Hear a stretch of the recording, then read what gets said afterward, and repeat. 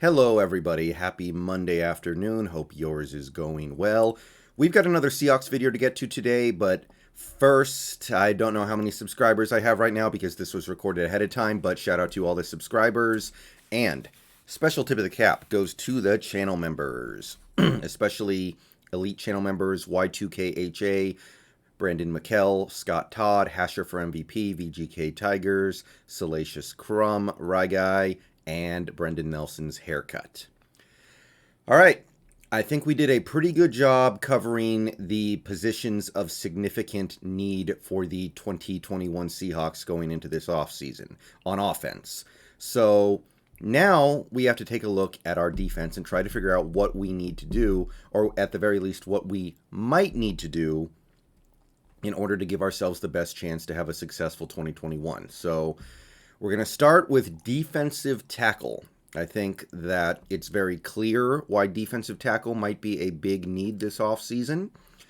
And if we lose a couple of our key defensive tackles, because it is possible we lose our top three, we will probably need to replace them with some very talented and very capable players. So with that in mind, let's go ahead and take a look at the situation on the Seahawks roster right now at defensive tackle. So Jarran Reed, he is under contract for one more year, but we know that he's a very possible cut candidate or a trade candidate. It is possible Jarran Reed will not be here in 2021.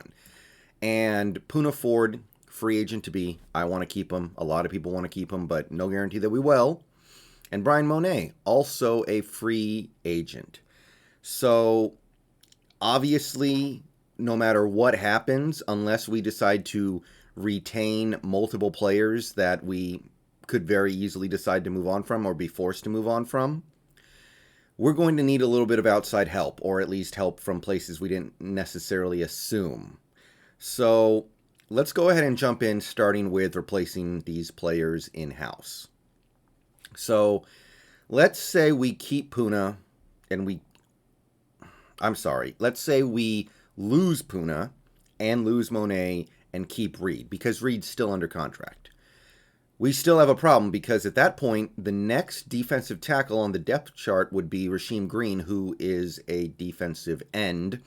Granted, he can play inside a little bit, which is nice. LJ Collier can play inside as well too, but he's not a defensive tackle. So after him, you get to Miles Adams, and I don't know if this guy's ever played a real snap for the Seahawks. And once you get past guys like that, you're down to Cedric Lattimore and DeMarcus Christmas. And those guys just smell like practice squad fodder. I cannot imagine them ever making a significant NFL contribution in a real football game. So yeah, I don't think we're going to be replacing Poona, Monet, and possibly Reed in-house. These guys aren't good enough. If it comes to it, we just need to go outside the organization to find better players. So obviously, I would like us to handle this by keeping Poona and keeping Monet, because I think both those guys are good, and I think they'll both be worth the investment we make. But let's say we don't. How might we fill this need in, say, free agency? So let's take a look at the defensive tackles who are about to be free agents. And there are quite a few interesting ones. There are quite a few good ones. There are some who are going to get paid big bucks. There are some who have been around the league for a while and are just going to be looking for a chance at a ring and maybe one last quick little payday. So looking at the list, here are the names that caught my eye. First is number one on the list. This might be one of the biggest X factors of free agency this year, Quan Short of the Carolina Panthers. And he just got done with a very large contract where he was making a lot of money to not do anything in Carolina. So let's take a look at Quan Short here to understand why this is interesting. 2018 was the last time he played a lot of games, and he made the Pro Bowl in 2018. He had 3 sacks, 42 tackles, 12 tackles for loss. He was getting pretty good pressure. If you go down here, 16 pressures in 14 games, pretty good. And it wasn't quite where he was in his heyday from 2015 to 2017, but he was good. And then the last 2 years, he's played in a grand total of 5 games and amassed 10 tackles, had 1 tackle for loss, no sacks. Yeah, it's been a rough couple years for Quan Short. He's missed a ton of time, so it's really hard to know what you would get from him after he basically took the last 2 years off. His PFF grade in 2018, which was the last time he played real snaps, was very good, 83.7. So Kawan Short is definitely somebody you could get probably for not a ton of money because he has so much to prove, and he might blow up on you. He might go back to being a Pro Bowler. He might be an elite defensive tackle again, but there's no guarantee of that. He might get hurt again. He might be over the hill. So this is kind of the big home run swing, I think. And it's something the Seahawks should consider if they find themselves in need of a defensive tackle. All right, let's go to the next name on the list. This is another guy who finds himself in a similar position to Kawan Short. This is an older guy, Namdekun Sung, 34 years old. He's just coming off a Super Bowl victory in Tampa Bay, so you figure he'll probably really want to get paid this offseason because he's got the ring. But no guarantee that there's going to be a huge market out there for him. So let's take a look at Sioux, and obviously his reputation precedes him. 3-time All-Pro, 5-time Pro Bowler.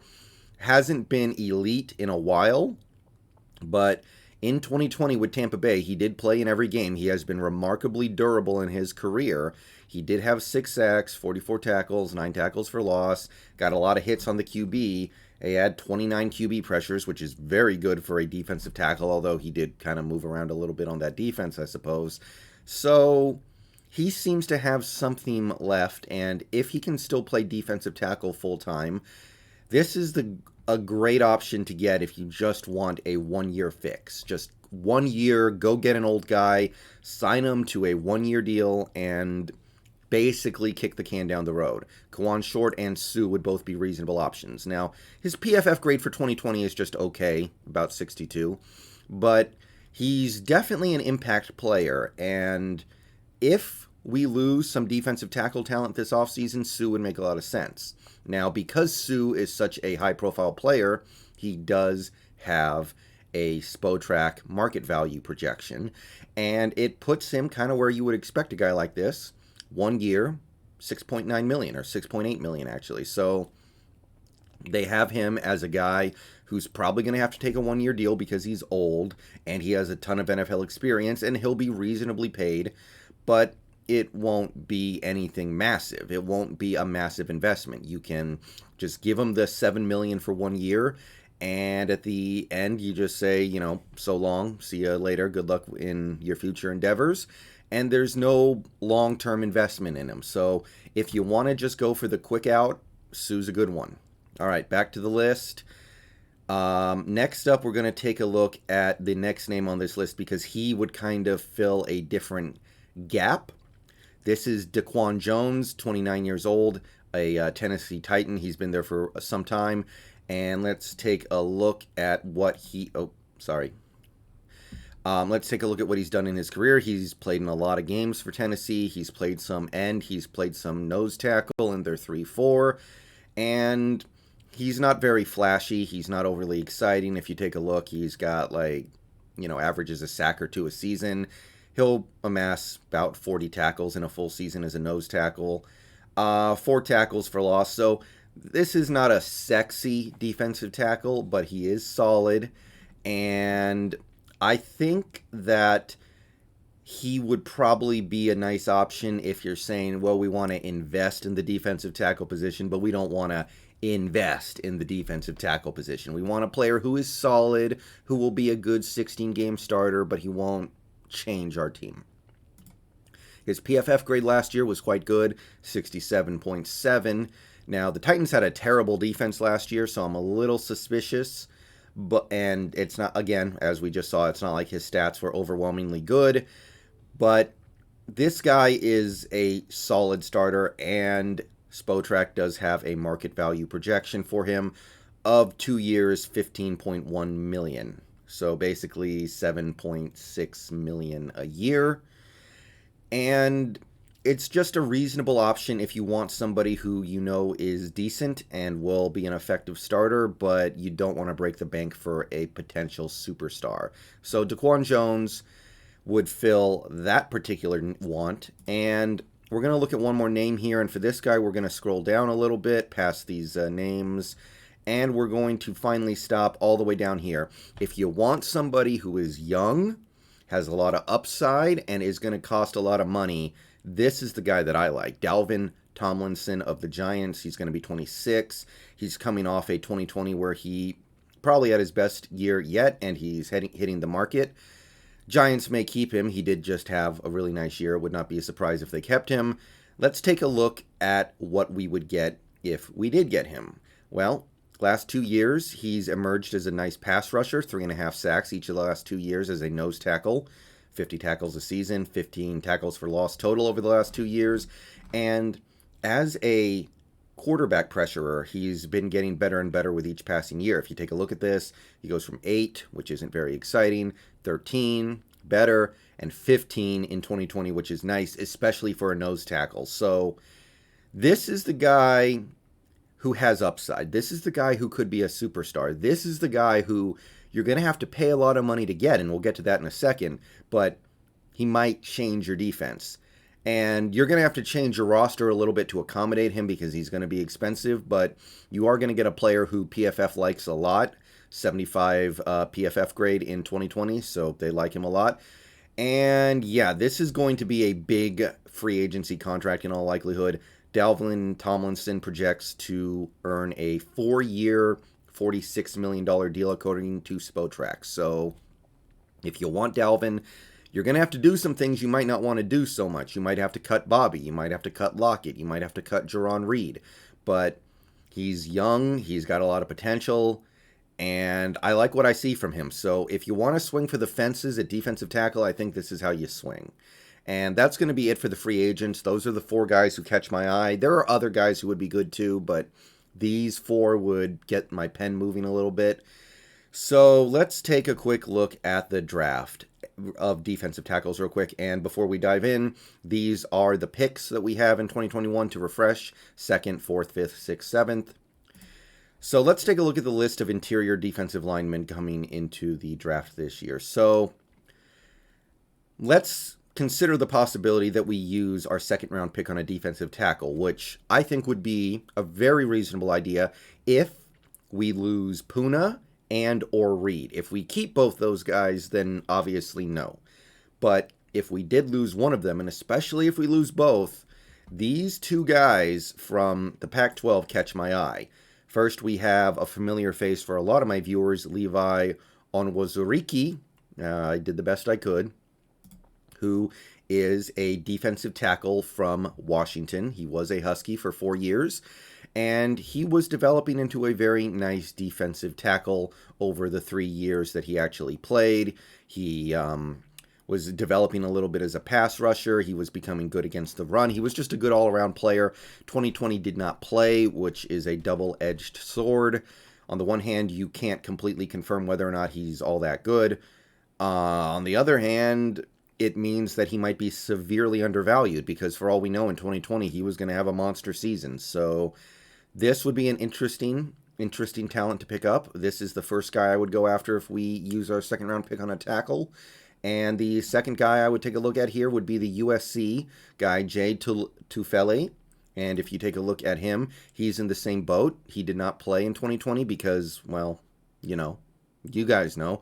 But first 2 years at USC, I think he played quite well. He, especially in 2019, he had 3.5 sacks in 13 games, 5.5 tackles for loss, 41 total tackles as a defensive tackle. Very nice. So I like both these guys well enough. And if we decide to go high with our defensive tackle, that's the guy who kind of interests me. So now let's try to look for a guy who we could get in the 4th round, maybe 5th, because we want to keep our options open. And even if we keep Puna and Reed, we might want to draft somebody later on at lineman anyway. So if you go down this list and take a look at the guys who are going to be in range, the guy who caught my eye initially is Marvin Wilson from Florida State. He's 6'3" and 320 pounds already, meaning he has defensive tackle size. A lot of these guys, if you take a look at their weight, they're a little bit smaller. They're maybe more likely to play defensive end when they get to the NFL, but Marvin Wilson looks like he's going to be a defensive tackle. The Draft Network likes him as a rotational defensive tackle in a 4-3 defense, which is obviously a great fit for us. And if you take a look at his stats in Florida State, he played all 4 seasons. His best season was definitely 2019. He played in 9 games and had 5 sacks and 8.5 tackles for loss. 2020 was not a great year for him. He only played in 6 games, but we all know that 2020 was a little random because of the COVID stuff, so I'm not going to hold that against him. And yeah, that would be my look at the best ways the Seahawks could handle the hole at defensive tackle. Now, obviously, if we keep Reed, if we keep Puna, throw Monet in there as well, this is all moot. But if we lose one of the 2 starters or both of them, you better believe we're going to have to spend some money in free agency or some capital in the draft in order to fill the hole. And this is how I would do it.